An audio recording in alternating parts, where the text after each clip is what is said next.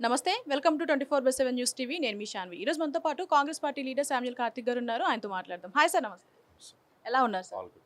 Sir, ఇప్పుడు రీసెంట్‌గా మన ఈటెల రాజేంద్ర గారు మీడియా ముందుకు వచ్చి నా తల మీద తుపాకీ పెట్టినా నేను ఇదే విషయం చెప్తాను. కాళేశ్వరం ప్రాజెక్ట్ ఇష్యూ ఏదైతే ఉందో దీని ఆర్థిక సమాచారం అంతా కూడా వాళ్ళిద్దరి మధ్యనే ఉంది. వాళ్ళిద్దరిదే అని చెప్పడం జరిగింది. అంటే లైక్ ఏంటి, అందరూ ఏమనుకుంటున్నారంటే ఇప్పుడు అప్పటి ఆర్థిక మంత్రిగా ఉన్న ఆయనకి తెలియకుండానే ఇదంతా జరిగిందా అని అంటున్నారు. ఏం చెప్తారు? ఇప్పుడు ఆయన ఈరోజు ఇవన్నీ ఈ చిలక పలుకులు హ్మ్.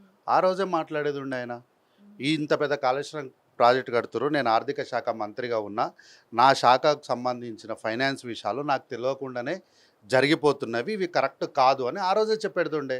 ఆ రోజు ఆ మాట చెప్పకుండా కాళేశ్వరము కట్టడంలో కేసీఆర్ గారి పాత్ర వర్ణించలేంది, వర్ణనాతీతము, ఆయన చెమటని రక్తంగా మార్చిండు, రక్తాన్ని చెమటగా మార్చిండు, చుక్క చుక్కలు పెట్టిండు, అది పెట్టిండు, ఇది పెట్టిండు అని చెప్పి కేసీఆర్ మహాత్ముడు, ఈ రాష్ట్రానికి జాతిపిత, మాతపిత అని పెద్ద పెద్ద మాటలు ఆ రోజు మాట్లాడి, తర్వాత ఎన్నికల్లో 2019లో జరిగిన ఎన్నికల్లో కూడా అనవసరంగా ఆయన వచ్చి మొత్తము కేసీఆర్ గారు కట్టినటువంటి కాళేశ్వరము ముందు వీళ్ళ కాళ్ళు గడుతాయి, వాళ్ళ కాళ్ళు గడుతాయి అని అన్ని మాటలు మాట్లాడి ఈరోజు కేసు ఆయన మీద పడేసరికి, ఆయనకు నోటీస్ ఇచ్చేసరికి, మొన్న మరి ఎందుకు హరీష్ రావుని గెలిచినావు మరి నువ్వు? ఈరోజు చిలక పలుకులు మాట్లాడుతున్నావు నువ్వు. ఎందుకు హరీష్ రావు గారిని కలిసినావు అంటే నువ్వు సమాధానం చెప్పవు, ఆయన సమాధానం చెప్పాడు. ఈరోజు ప్రెస్ మీట్ పెట్టి నాకేం సంబంధం లేదంటే నువ్వు ఆర్థిక శాఖ మంత్రివి సార్, నువ్వు ఆర్థిక శాఖ మంత్రివి, నీకు సంబంధం ఉన్నా లేకున్నా నీ శాఖలో జరిగిన తప్పుకు నువ్వు శిక్ష భరించాల్సిందే. ఎందుకు ఎట్లయినా మీరు వాళ్ళిద్దరు ఒకటే కదా, మీ బాసులు ఉన్నారు కదా, వాషింగ్ పౌడర్ నిర్మా కాపాడతారు మిమ్మల్ని. అంత పెద్ద గుడ్ల కేసులలోనే పౌల్ట్రీ ఫామ్లలో కాపాడిన వాళ్ళు ఈ కాళేశ్వరం ప్రాజెక్టులలో మాట్లాడరా? మీ మీ పార్టీ పెద్దలకు కూడా కమిషన్లు అందినాయి, మీరేం భయపడకండి. బహుశా మీ మీద పెద్దగా ఏం ఉండకపోవచ్చు, ఎంత కాపాడినప్పటికి కూడా ఏదో ఒక రోజు కాంగ్రెస్ పార్టీ అధికారంలో ఉండగానే మిమ్మల్ని ప్రజల ముందు దోషులుగా నిలబెట్టే బాధ్యత మేము తీసుకుంటామని ఎన్నికల్లో ఇచ్చినటువంటి హామీ ప్రకారం మిమ్మల్ని దోషులుగా ఖచ్చితంగా నిలబెడతాం. అయితే ఈటెల గారిది తప్పు ఉన్నట్టు అంటారా, లేదంటారా? 100% ఉన్నట్టే. ఆయన శాఖల జరిగింది నాకు తెలియదని ఈరోజు చెప్పొద్దు ఆ మాట, ఆ రోజే చెప్పాలి. ఆయన మంత్రిగా ఉన్నప్పుడే చెప్పాలి. మీ పక్కనున్నటువంటి రాజయ్య గారి మీద అవినీతి ఆరోపణలు వచ్చినాయి అన్నటువంటి ఎక్కడ కూడా ఆధారం లేకుండా ఆయనను బర్తరఫ్ చేసిన రోజు ఒక ఉద్యమకారుడిగా, కమ్యూనిస్ట్ భావజాలం కలిగినటువంటి నాయకుడిగా నువ్వు ఆ దళిత నాయకుడి పక్షాన, ఆ బాధితుడి పక్షాన ఆ రోజు నిలబడాల్సింది. ఆ రోజు ఎట్లా నిలబడాలి? ఆ రోజు మీ శాఖలో జరుగుతున్న అవినీతి నాకేం జరగదని ఈరోజు చెప్పకూడదు, ఈ మాటను ఆ రోజే చెప్పాలి, అప్పుడే నమ్ముతుండే. ఈరోజు వచ్చి నాకేం సంబంధం లేదంటే, జరగాల్సిందంతా జరిగిపోయిన తర్వాత నాకేం సంబంధం లేదంటే నమ్మనికి మేమేం పిచ్చోళ్ళం కాదు, ఎర్రోళ్ళం కాదు. నమస్తే. Welcome to 24/7 news TV. నేను మీ శాన్వి. ఈరోజు మనతో పాటు Congress party leader Samuel Karthik గారు ఉన్నారు. ఆయనతో మాట్లాడదాం. హాయ్ సార్, నమస్తే. ఎలా ఉన్నారు సార్? All good. సార్, ఇప్పుడు రీసెంట్‌గా మన ఈటెల రాజేంద్ర గారు మీడియా ముందుకు వచ్చి నా తల మీద తుపాకీ పెట్టినా నేను ఇదే విషయం చెప్తాను. కాళేశ్వరం ప్రాజెక్ట్ ఇష్యూ ఏదైతే ఉందో దీని ఆర్థిక సమాచారం అంతా కూడా వాళ్ళిద్దరి మధ్యనే ఉంది. వాళ్ళిద్దరిదే అని చెప్పడం జరిగింది. అంటే లైక్ ఏంటి, అందరూ ఏమనుకుంటున్నారంటే ఇప్పుడు అప్పటి ఆర్థిక మంత్రిగా ఉన్న ఆయనకి తెలియకుండానే ఇదంతా జరిగిందా అని అంటున్నారు. ఏం చెప్తారు? ఇప్పుడు ఆయన ఈరోజు ఇవన్నీ ఈ చిలక పలుకులు ఆ రోజే మాట్లాడేది ఉండే ఆయన. ఇంత పెద్ద కాళేశ్వరం ప్రాజెక్ట్ కడుతురు, నేను ఆర్థిక శాఖ మంత్రిగా ఉన్నా, నా శాఖకు సంబంధించిన ఫైనాన్స్ విషయాలు నాకు తెలియకుండానే జరిగిపోతున్నవి, ఇవి కరెక్ట్ కాదు అని ఆ రోజే చెప్పేడుతుండే.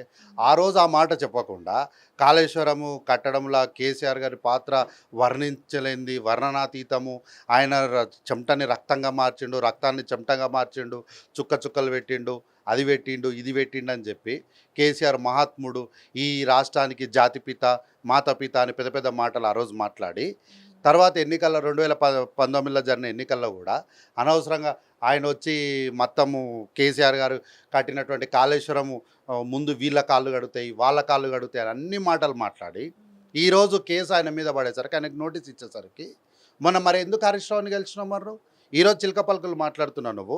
ఎందుకు హరీష్ రావు గారిని కలిసినావు అంటే నువ్వు సమాధానం చెప్పవు, ఆయన సమాధానం చెప్పాడు.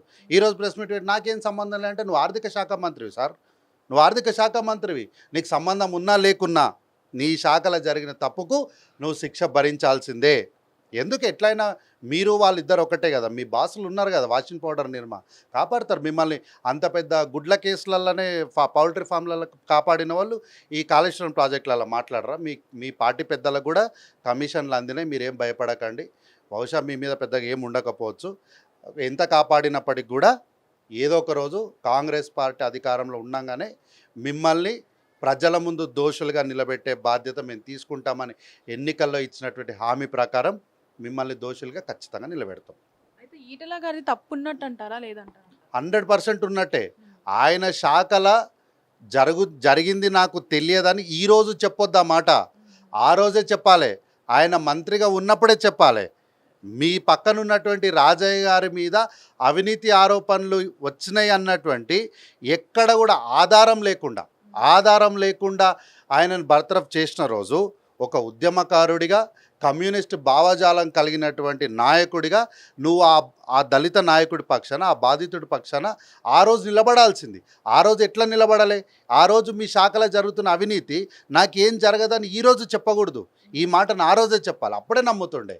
ఈరోజు వచ్చి నాకేం సంబంధం లేదంటే, జరగాల్సిందంతా జరిగిపోయిన తర్వాత నాకేం సంబంధం లేదంటే నమ్మనికి మేమేం పిచ్చోళ్ళం కాదు, ఎర్రోళ్ళం కాదు.